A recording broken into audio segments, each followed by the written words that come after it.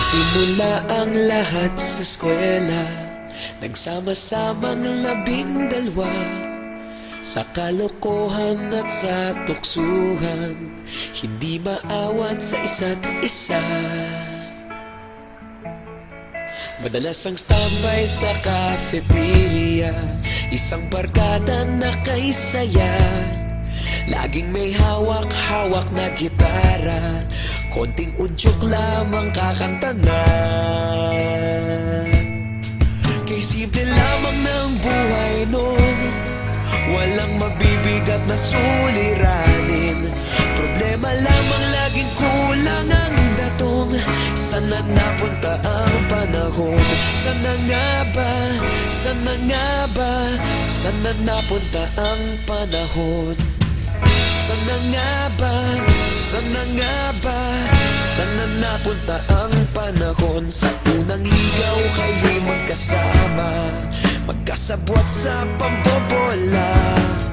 Walang sikreto kayong tinatago, okay sarap ng samahang barkada. Nagkawatakan na sa kolehiyo, kanya-kanya na ang nilakaran. Kahit minsan na lang kung magkita, pagkakaibigay hindi nawala. At kung saan na napadpad ang ilan, sa dating eskwela meron ding naiwan. Meron pa ng mga ilang nawala na lang, nakakamiss ang dating samahan. Sana nga ba? Sana nga ba? Sana nga bang barkada ngayon? Sana nga ba?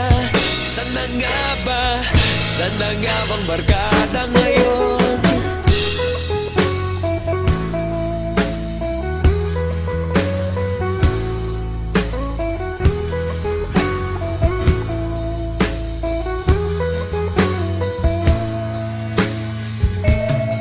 Ilang taon din ang nakalipas, wala pa sa aming tatay na nagsusumikap upang yumaman at guminhawang kinabukasan.